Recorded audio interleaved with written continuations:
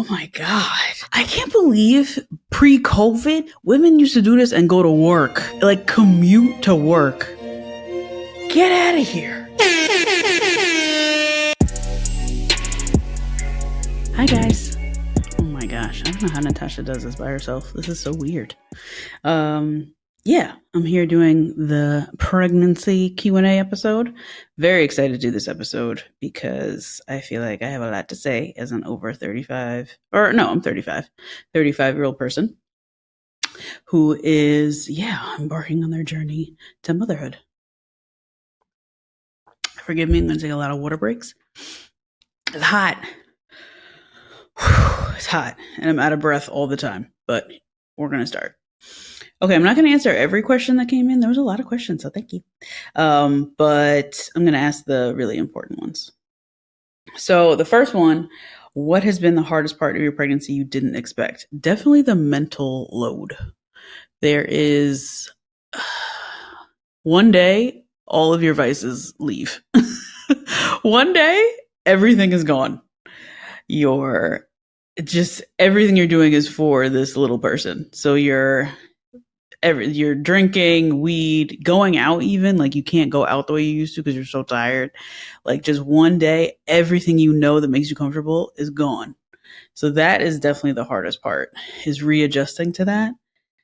Because pregnancy can also be very stressful. It takes a lot of your emotional energy out of you.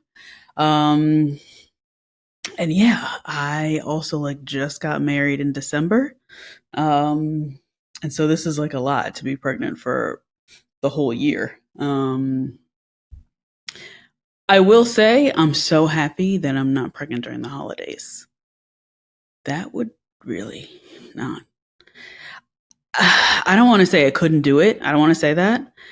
But it's much easier for me to just stay in the AC in the summertime and drink a little iced tea situation than it is for me to be sober in the holidays. No. That sounds exhausting. So yeah, that's that. Okay, decision to have children in the first place. I'm one of these psychotic people that after the election, I was like, oh no, I need to raise a Black family. This is getting out of hand. We can't have this. And that might feel weird to some people, which I understand. But yeah, I don't think the state of the world or the state of the environment, the state of anything is not going to distract me from what I've wanted my whole life, which is to be a mom. And I'm very nervous. I'm very, very nervous. I'm very scared about how my life is going to change again. I feel like it's changed a lot from June 1st to June 1st. My life has changed a lot. That's June 1st, 2024 is when I got engaged. And now June 1st, I've been just pregnant all year. So it's been a wild ride. And so change just steals a lot from you, right? Change steals definitely my style and how I dress. I have no idea how to dress anymore. I just dress in my old clothes, elastic clothes. I dress for function. I don't dress for style anymore, which is really exhausting when you have a visual job. And I know that motherhood is going to take even more of that.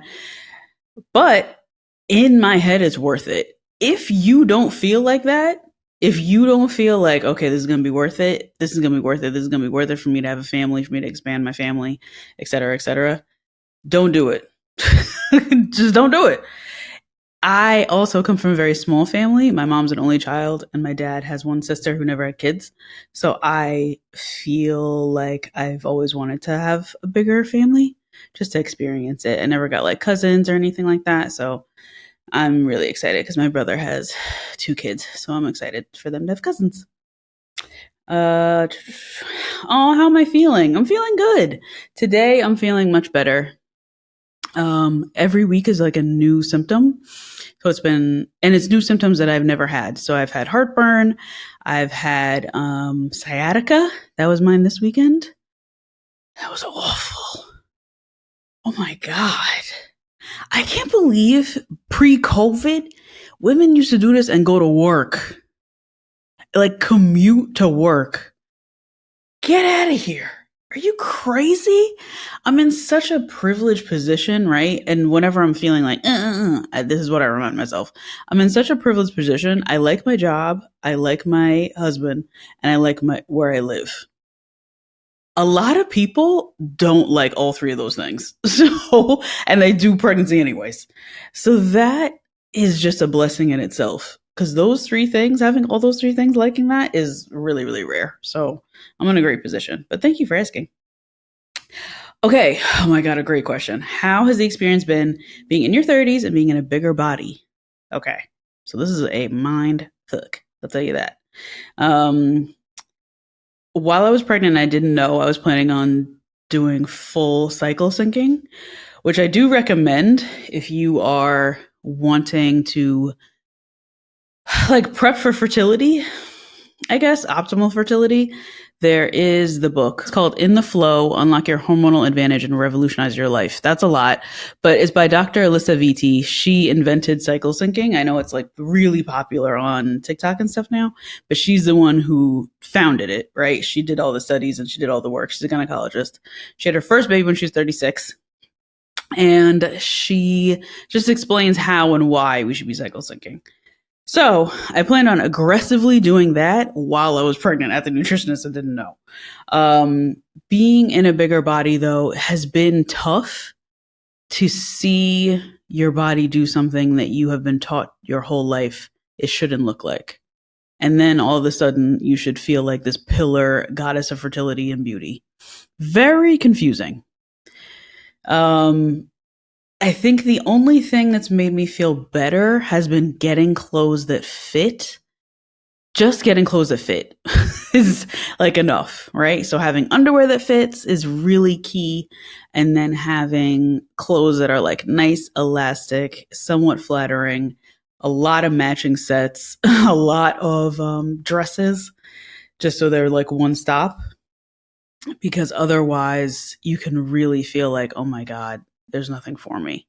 And even when I was shopping for bras, because I have huge boobs right now, I would go to the mall, can't find anything because none of it is in store.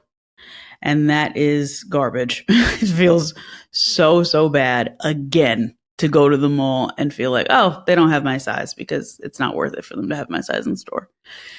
So it feels sometimes like really trying and really exhausting, but I'm also doing good. I passed my glucose test. I am beating a lot of my like genes out in the disease route.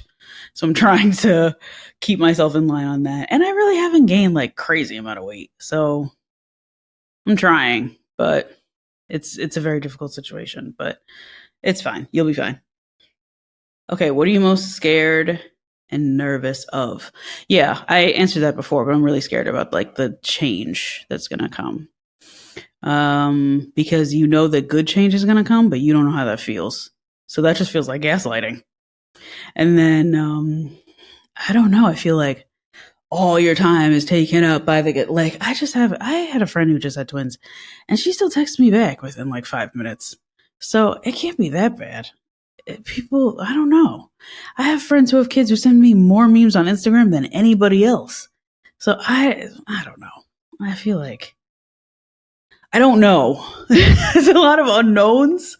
They're going to take up some space and I don't know what that space is. So that's scary. So the unknown is what I'm scared about. What I'm most excited about, oh my God, the clothes. Really excited about the clothes. Really excited about expanding my family, having a cousin for my brother's kids is probably the most exciting. And another grandbaby for my parents. My mom said she feels like a billionaire because she has so many grandkids now. So that feels amazing. Also really nervous for birth. I look at these birth videos and I'm like, who's doing that? I'm not doing that. But then I don't want to have a C-section either because that takes a mad long time to recover. No. So I don't know. We'll see. Okay, 34 and trying to get pregnant before the end of the year. How long do you have to try before it's stuck? I tried for 1 month. So it really didn't take me that long. And I was flabbergasted with the short amount of time that it took, and I wasn't really like trying. Um, I also will say my mind was in a really good spot. Can I tell you something?